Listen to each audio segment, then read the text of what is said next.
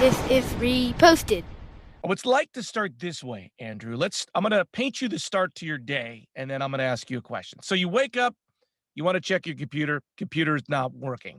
You decide you need to go to the store.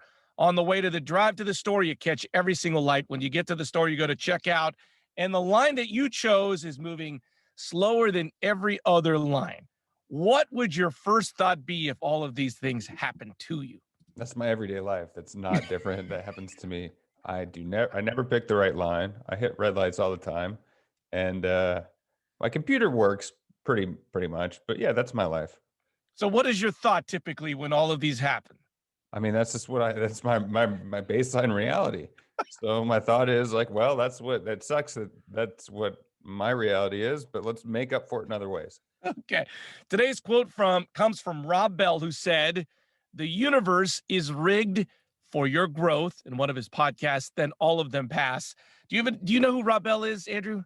I did research on him when you showed this guy to me. He's been saying that for a while. Found him on Oprah's website giving a talk, giving basically that same sentiment. The universe is rigged in your favor. I haven't really said anything on this quote yet because I want to hear your angle on it. I have a relatively strong take, but why did you pick this? Well, Rob, as you mentioned, had a show on Oprah own network for a little while. He's kind of a big deal as an author, written a bunch of books, as speaker.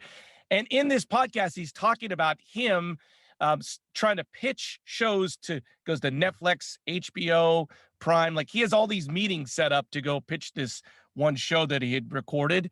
And he just keeps getting rejected. And on my mind, I'm like, dude, Rob Bell's kind of a big deal. And if he's going to HBO and Netflix and everybody's passing, I'm like, how does shows ever get made? But his point was rejection, rejection, rejection. You can either take that personal from the universe or learn from it, take it as data and make a step and go and change to a different direction. What is your thought of the universe is rigged for your growth? I mean, yeah, I think it's rigged for your growth based on like what your perspective is, because you can take anything however you want it to be. I mean, you can say that you're never going to succeed at something. If you told your kids every single day you're never going to go to college and you're not going to amount to anything, there would be some version of a self-fulfilling prophecy. Like that would rig it in their direction. But like that's not necessarily true. There's ways to overcome stuff. There's so many stories of adversity coming from nothing. I mean, but there's also so many stories of not. So it's kind of up to you, and it's your responsibility to have your paradigm or your mindset to be like, this is not because of me. A lot of times, like I'll get cut off. I've said this before. I get cut off in traffic, and I'll get mad. And I feel like a lot of people's response is, "How could you do that to me?" I'm like, "Well, you're not worried about me at all. Like you're going to work or you're focused on something else." And so like I try to take those things as not personal attacks on me, and that's not the universe. That's just people are selfish and they're worried about their own thing.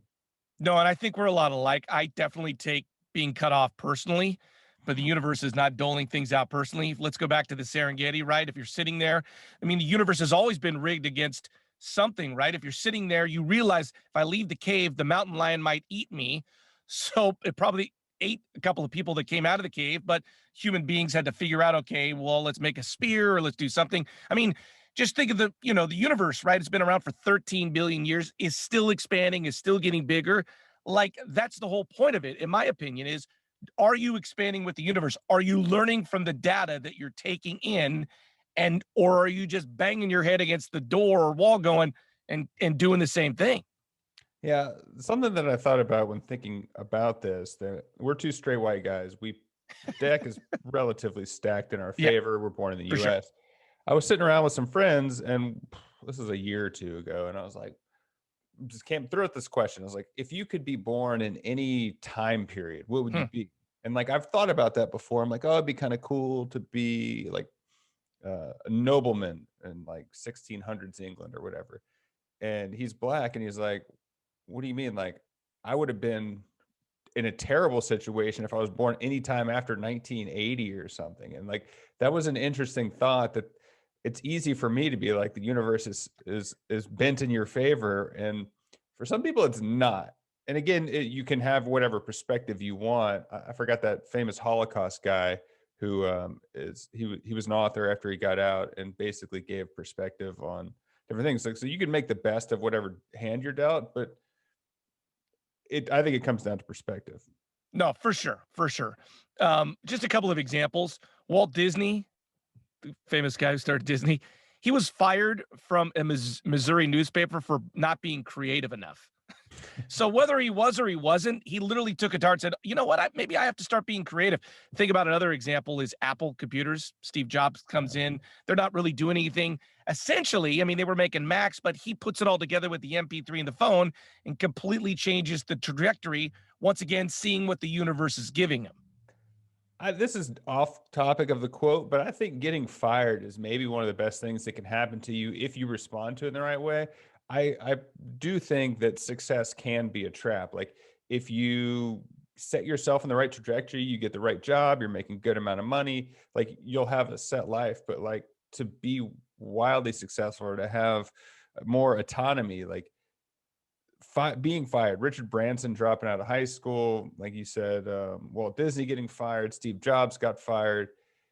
I think being fired is an underrated blessing.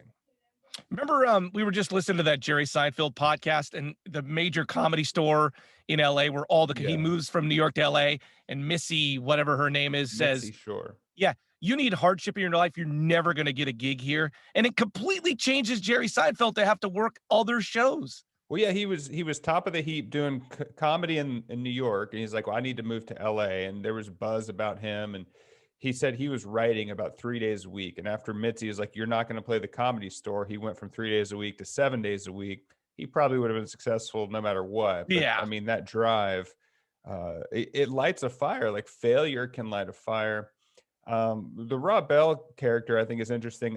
I think possibly some of those no's were because of the content of his show, like him being an evangelical. He's like even controversial in the evangelical world. He's got this documentary called Heretic about how the Billy Grahams of the world are saying that he's a bad person. So like he's a polarizing figure, which makes adversity a little bit more. I should send you this link, though. He's talking about going to HBO, Netflix, and doing these pitch meetings, which you're familiar with. He's like literally sitting in every single one of these meetings. They're like, I think we're going to pass. Then they would, and then a couple people leave the room, but then most of the people would stay and ask him spiritual questions.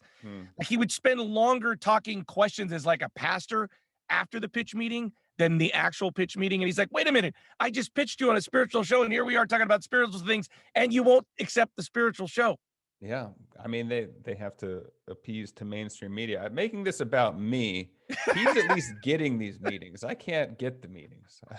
So. But, you know, I mean, Rob Bell had a show on Oprah's. I mean, I'm assuming he could email Oprah and get a meeting, and he can't get his show picked up. Like, who gets shows picked up in Hollywood was my question after this. I mean, it's the right place at the right time. Yeah, has to be. Well, if you want to know, Larry is leaning a little bit to the left.